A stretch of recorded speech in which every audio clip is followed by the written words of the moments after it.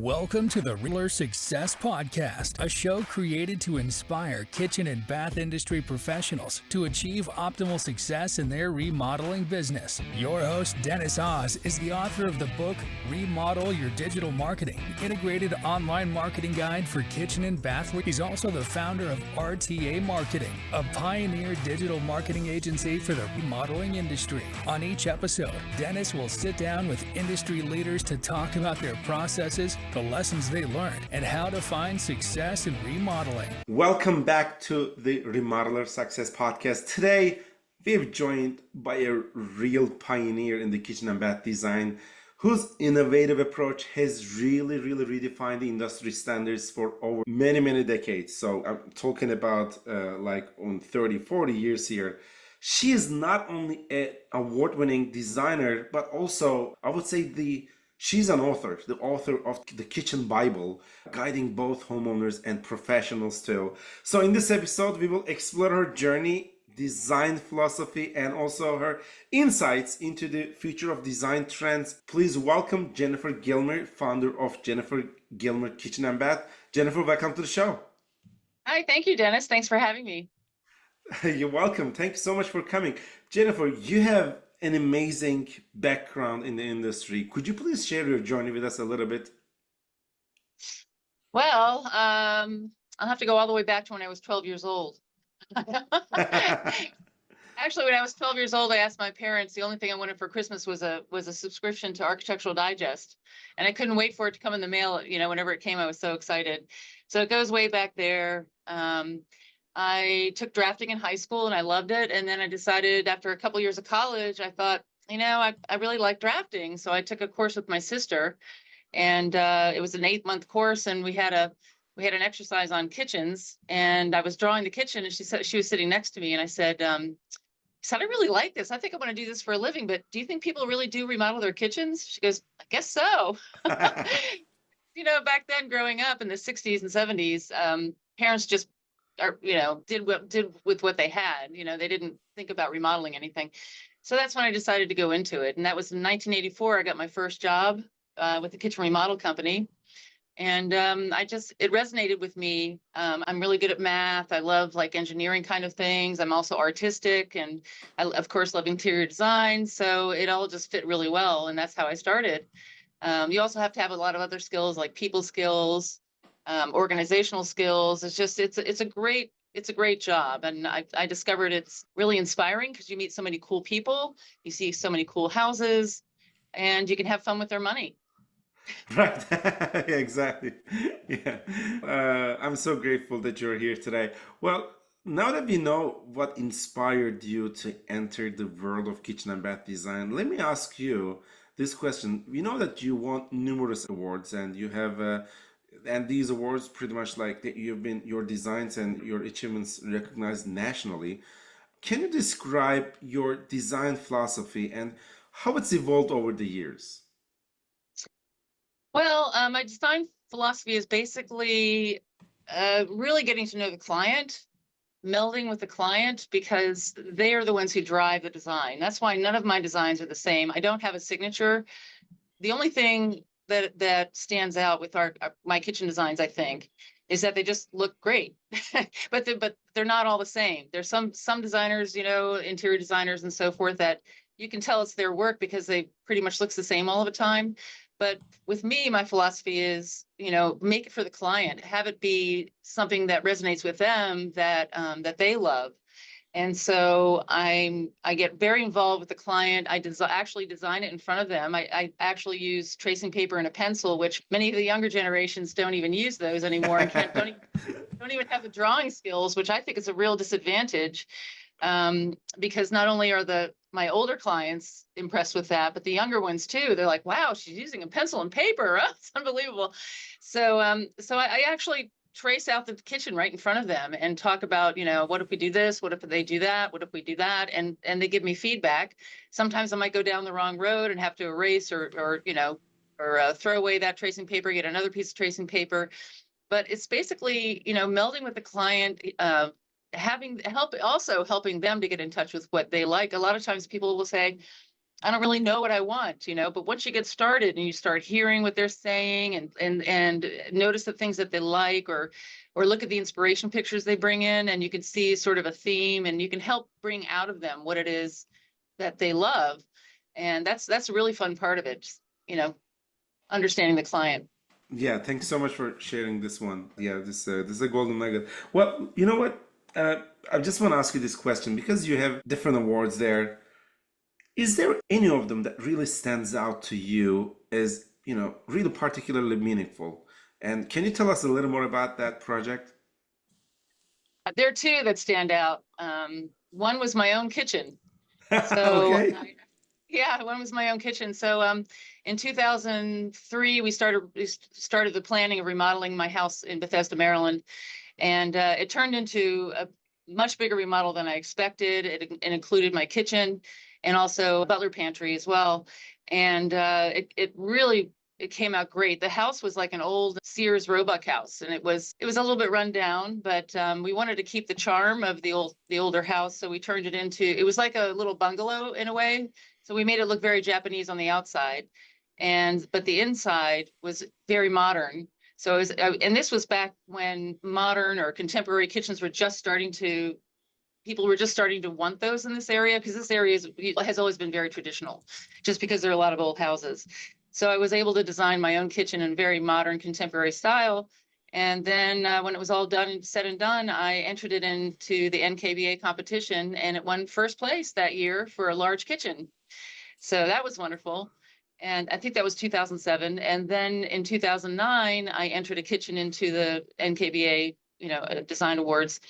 And I got the Pinnacle of the Year award, which is amazing. It's like the best kitchen of all kitchens that were entered into the contest. Wow. Wow.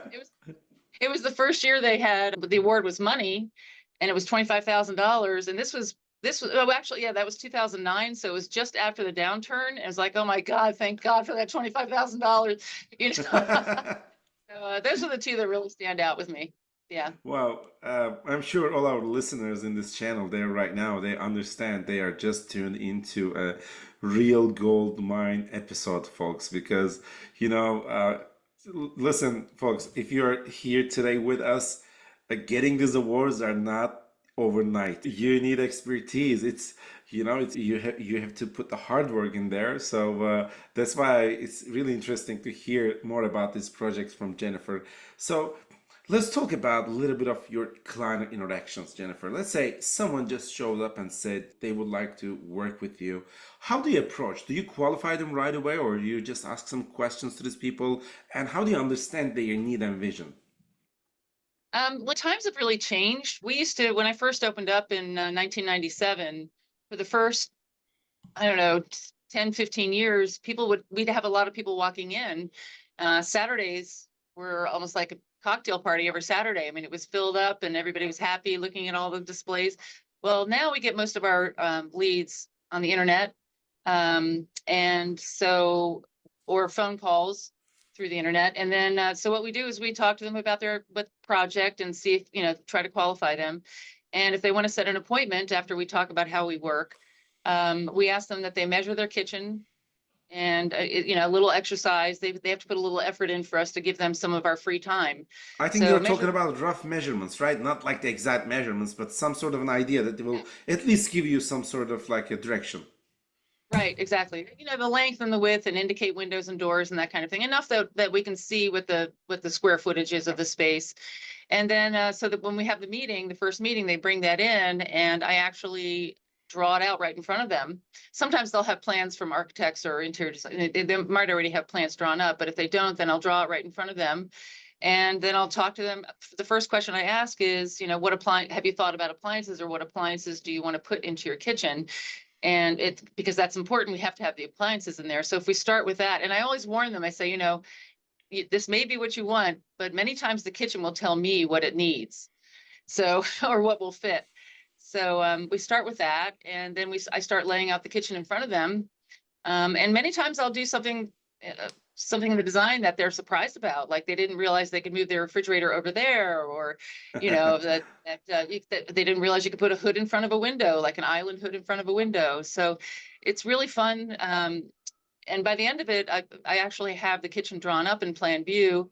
And then from that, I can get the linear footage of the cabinets, the countertops, and then I ask them what kind of appliance package are they looking for, a luxury package, high end, or mid range. So I'll put together a comprehensive estimate that has the cabinets, countertops, appliances. I have a miscellaneous for hardware and lighting. And then I try to estimate the labor, and I warn them that, this is just my guess based on other projects. So at the end of that, I have a total ballpark estimate. And if they're happy with that, then the next step is going on with a retainer fee. That's great. Look, folks, you're also listening. That is a process that is working for many, many years. So you can reverse engineer it, but you shouldn't really change it a lot. This is the best way for a professional like Jennifer using. So if you are also trying to learn a little more how to be more effective in your selling, use these techniques, and I'm sure this is gold mine for most of you. So thank you so much for sharing this one, Jennifer. Here, I would like to open a parenthesis for your book, The Kitchen Bible. We will continue with the design trends and everything, but I just wanted to talk about your book a little bit. I see that your book is pretty much like a comprehensive guide for like homeowners and who would like to really renovate their spaces. What motivated you to write this book? Well, it was at a KBIS show. I ran into a woman who I found out she's a writer, and I said, I've always wanted to write a book. And so she said, well, I know some people, I know some publishers, maybe I can work on that with you. I said, that would be great. So she's written a lot of books. She had the knowledge of how to do that. So we worked in tandem together.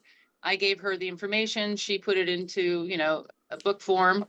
I submitted a lot of kitchen designs that I had, and then I wasn't that happy to find out she put other people's designs in that book, but that's okay. That's all right. It worked out great. But I would say 75% of the pictures in the book are kitchens that we've done here at Jennifer Gilmer Kitchen and Bath.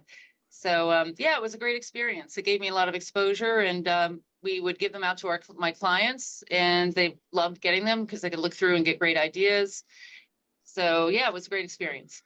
So what do you think that the reader is gonna take away from the book? What do you think that is the one thing that your book really helps to the readers? Well, for somebody who hasn't redone their kitchen or ever done any remodeling in their home, it's sort of a step-by-step direction. It's helpful in what to expect, and how do I know how to pick the right contractor? What do I look for in a kitchen designer to know they're gonna do the best job for me? What about permits and those kinds of things? When do I need them? So it's sort of a step-by-step that helps them feel more comfortable before they jump into it and blindly and not really knowing what to expect. Right. Well, thanks so much for sharing this one. And so just want to talk about the challenges and solutions here. We really love talking about it in our show because there are so many different challenges in our industry, because our job is never easy. Well, it looks easy, but it's more like the project management, then also sales, and also customer relationship is also plays an important role here. So many different moving parts here. But I just wanted to talk about your some of the challenges that you face and where you have managed to transform these challenges into a successful design solution. Do you have an example like this? I certainly do, yes. When I first opened the business, it was we hit the ground running and we're busy right off the bat. We didn't have really good management set up to manage all the deliveries and manage the service and whatever we had to do. Designers were making mistakes and that kind of things, or they weren't getting things ordered on time. So I realized I had to organize it. So I took the time out to develop what I call, they're called work requests. So what they do is they help a business keep everything organized. It makes all of the employees know exactly what they have to do every day. So if for instance, you want to have some appliances priced, you would write up a work request asking that you get these priced. Or I also have a drafting request. So on the drafting request, you have to fill out, what kind of cabinets, what's the style, what's the manufacturer, all the information, and turn it into the draftsman. So then he can help you with the drafting. We also have the draftsman. We also fill out a drafting request to have the order checked. So when he checks the order, he numbers each individual piece and part, each cabinet, each panel, each filler. He checks it all off and while he's numbering it to make sure everything's correct. So I have a double check system there with the ordering. And we have a delivery work request form where if something has to be delivered, we have to fill it out and turn it into the manager. So this way, everybody knows what they have to do every day. It's not willy-nilly or, what do we have to do today? What's a priority? Because you have to put in the date that you want to have it done. And then they have their logbook where they write in, their work that they have to do, and they know when they have to get it done, what the due date is. Oh, and also, this is really critical. Once a week, so we have about 4 designers, and once a week, each designer has an assistant designer as well. So the assistant designer and designer meet with the manager once a week for a production meeting where we talk about the projects, what's happening, what part are we missing some parts? Did we order this? Did we order that? When's the contractor going to start the job? So we have these meetings every week. So the manager knows everything that's going on. She keeps track of everything. And it also helps the designers and design assistants know what's been done, what hasn't been done, what has to get done. So you leave that meeting knowing exactly what you have to do for the whole next week until the next meeting. And that is great. It really organizes the company, and it shows because, we have very, very few mistakes when it comes to the cabinet deliveries and everything fitting. Timing, we get the timing down right because we're just so well coordinated. So that's really, really critical in this business, Wow. as you know. Yeah, exactly. This is a stellar explanation. Thank you so much for bringing that, just really breaking it down. And, so you see, folks, we have challenges everywhere. And the most important thing here is to, transform these challenges to the benefits and advantages. And it was a really great example. Thank you so much for this one, Jennifer. Let me talk about the past and the future, about the trends. I always ask these questions to my guest speakers here, because some of my speakers really believe, we talk about it, they believe trends are nothing that you really need to worry about. Some of the designers really, really take trends into consideration. What do you think about those trends? Do you follow them, or you look at your customer and then go from there? What do you think about it? Well, there certainly are trends that happen. Some of them are good, some not so good. What we try to design every kitchen in a timeless way. So you have to be careful about trends that are too trendy that will date the kitchen. It's like, oh, you did that kitchen in 2010 when that particular countertop pattern was popular. Right. So for instance, that's one example. I think behind you there, it looks like a marble countertop, but it's really not. It's man-made. It's quartz.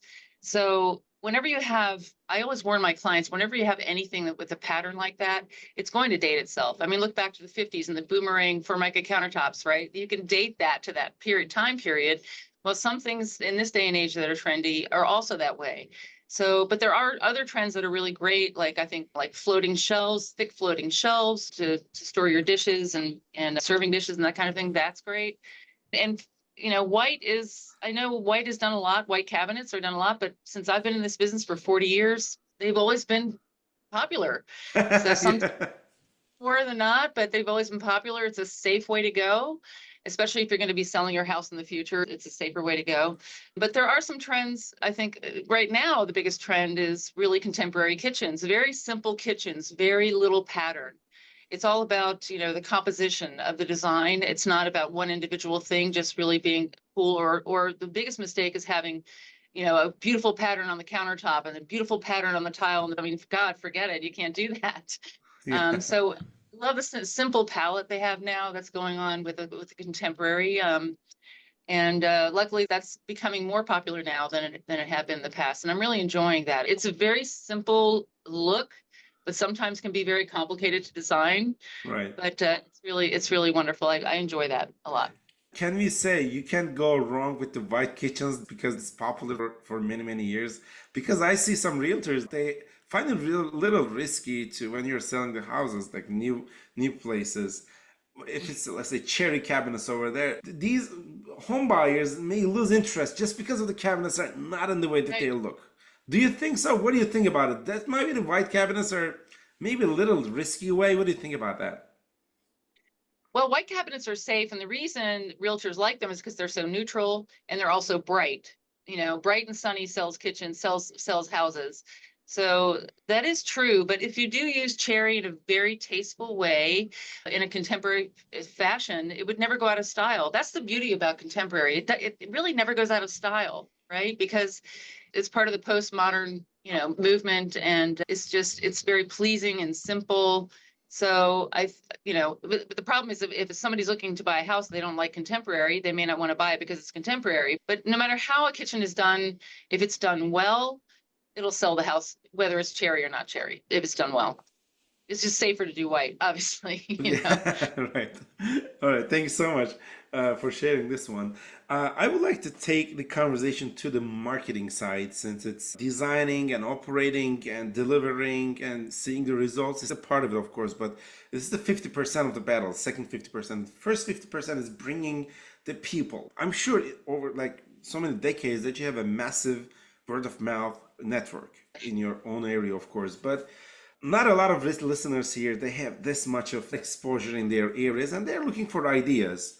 Let me ask you, I have two questions, and I have a follow-up question, because my first question is going to be how you play the marketing game. And then let's say if you don't have that massive audience, like word of mouth audience, how would you play the marketing game? Well, when I first started out in 1997, there was no internet. It was, maybe there was, but there was no social media like there is today, obviously. So I didn't have a lot of extra money for marketing, but I decided I was going to pay for a full page ad in the local home and design magazine.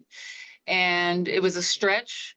And I actually hired somebody to handle the ads for me, to put them together and everything. It was a stretch, but let me tell you, it really paid off. And you can't just sign up for just, one time. You really need to do it for over and over again. It's repetitive advertising, it really does pay off. And that really did boost my company quite a bit. People would walk in with our ad ripped out of the magazine, walk in and say, I just love this kitchen, so I had to come in here. I want you to do my kitchen, right? And that would happen over and over and over again back when people were coming into the showroom. So times have changed and people don't come in the showroom as much. I still do the advertising in the Home and Design magazine. It still reaches a lot of people. But since then, I guess it was maybe 10 or 12 years ago, I realized that, hey, we got to do some social media, because that's really where people are looking now. So I hired a firm to do our PR on social media. And that was really great too. We started getting leads from that. It started generating people leads, and also people going to look at our website and that kind of thing. And so, and that was a stretch as well. Not so much, we'd been in business for quite a while, but it's an addition to your budget that you have to have, but it's well worth it, really. Also, then I hired this other guy who's younger. So the social media people, that group, it seemed like it got a little bit stale. They were older people that were doing it. They weren't really into the young way of, reaching out to people, the younger generation. And so I realized I had to hire somebody younger who knew how to be more attractive to that audience that we want. And so I hired somebody younger, and then I also had him reaching out to PR, to magazines, whether it's online or print magazines. He started doing that, and so from that we have interest, and we're recently published in a few magazines. In the last few months, we've had some exposure, including the Washington Post. So it's really important. It's very important to spend the money on it. I mean, it feels like it's a waste of money because you can't see the value of what you're buying right away, but eventually you start to notice that it's very helpful. Exactly. So many different things that we can always talk about digital marketing here, because based on my own experience too, marketing is more like knowing your ideal customer avatar. It starts with that, because I am sure that you really know that the demographic, at least. Most of our listeners already know that I was working in a kitchen showroom, that I was designing kitchens. And when I say designing, I don't really want to say design, right? Looking at your face, but sorry to say this, but I was kind of designer, let's say, right? But yeah. Every time, Jennifer, correct me if I'm wrong, when I meet not the couple, but just the man, I was feeling like, man, bring me the boss. Because look, Yeah, you're gonna sign the papers, man. It's okay. I'm happy to show you whatever we have in our showroom. But listen, you're not the one who's spending most of your time in kitchen. Then we make some couple jokes and we laugh, and we were just looking at it in a really serious way. So, what do you think about this ideal customer avatar in your company? That when you're selling your kitchens, how do you define these people? And not by the gender, maybe, but just by the age. Do you believe they are like a younger generation? You have more or older generation? What do you think about this when you're playing marketing game? That's a very good question. Really, I think the majority of our customers are baby boomers still. I mean, they've gotten to a point where they can afford whatever they want. If their kids are out, and many of them have grandkids even, so they can do it. They can do more of what they want to do. They've always dreamed of having this great kitchen, and they can afford to have a great kitchen. I do have some younger generation clientele. I find that they don't quite appreciate what it is we do as much, because they come in with the feeling that, they can Google it and figure out how to do it on their own. And it's, sometimes it's the feeling that I have. And like, they challenge me more when I recommend something, they'll challenge me on it because they think they know better, kind of thing. I mean, that's really generalizing, but Exactly. I find a difference in the two generations. I feel like we don't really reach out to one particular generation or the other as far as marketing. I think we just reach out to people who want beautiful kitchens and unique kitchens. So we just get our name out there and hope that we get all kinds of people coming in. But I have noticed that a lot of them, when I first started, 40 years ago, what you said was right. Like the wife would be the one that would know what she wanted in the kitchen, and when it came sign the contract, then I'd meet the husband. That's the way it used to be, really. It reminds me of when I was getting my CKD way back then, and I was studying for it. In the first chapter, it said, very first chapter in the first paragraph, it said, now make sure that you design a kitchen where there's enough room for an easy chair, where your husband can come home and sit down and read the paper while you make dinner. That's Ah, in there. And it was in there until close to 2000. It was still in there. little bit, But now, I mean, a lot of the couples that come in, a lot of the guys are the ones who do the cooking. And yeah. I'm like, wow, the wife is so lucky. The husband does all the cooking. And I find that, it's maybe almost even 50-50, where the guy is more into the kitchen than the gal, Yeah, yeah, yeah, you know? yeah, yeah. This And is a then very many times when it comes to paying for the kitchen, it's the wife that signs the contract and pays the deposit. yes. No, power of the women, yeah. There we go. There we go. Yeah. So thank you so much for putting it this way, because I always feel so sorry when I look at my career in the kitchen design. I was just saying, why you were doing this, Dennis? Those are human beings, not gender. So thank you so much for clarifying this for me. So going forward, so this is the video of our show, and we have a lot of like really enjoyable like conversations here. Thank you so much for sharing this one, Jennifer. I will have a couple of maybe one more question to ask you today. I'm sure that everybody is enjoying this conversation as much as we do. One last question, then we're gonna wrap up. But one last question here. Your piece of advice who really would like to start designing kitchens? Let's say they are really interested and they are really in their early stages in their careers and they would like to learn more. And what do you think would be the best way? That's a good question. My answer used to be get a job with a big box store and learn the basics, and then come and see if we're a good match. But I'm not sure about that, because I've hired several people who've had no experience whatsoever, but they really have they feel like they have a passion for this.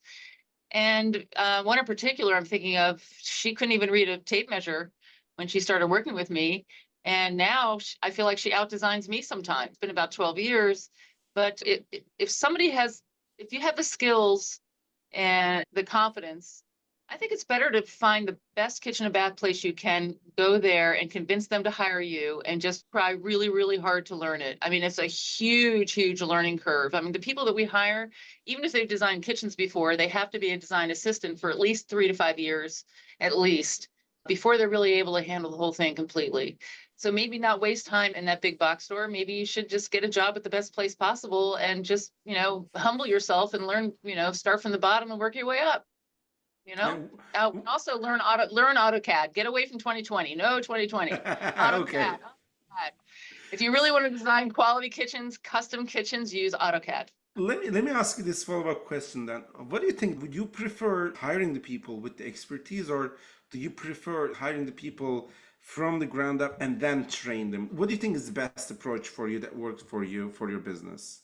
The best approach is to hire somebody and train them the way that we do things. I've hired people that have had maybe five years experience somewhere else, and when they come here, they want to do things the way they learned there, which doesn't really meld with how we do things. I mean, and each design firm, I think, has their own way of doing things as far as how they put things together and the engineering of things. And so I like hiring somebody who doesn't have that ingrained in them yet, so that we can ingrain it our way in them. Just do it our way.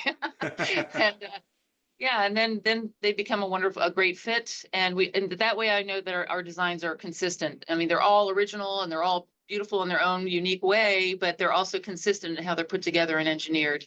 So our installers, it's easier for them to install it because they know how we do things. So yeah, I think it's better to hire somebody without much experience, or maybe even just out of interior design school where they took a minor in kitchen and bath design. That's probably the best person to hire.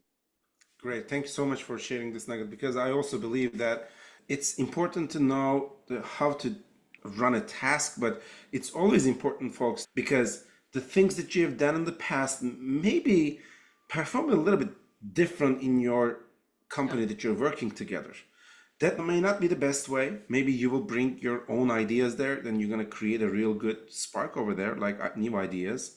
It's been preferred that you also follow the guidelines of the companies that you are working for. So just like Jennifer said, maybe a big box store could be maybe an idea to kind of learn ins and outs. So we're getting a lot of questions about it. That's why I would like to ask you, and I'm really grateful to hear the answer from a great source. So thank you so much for this one.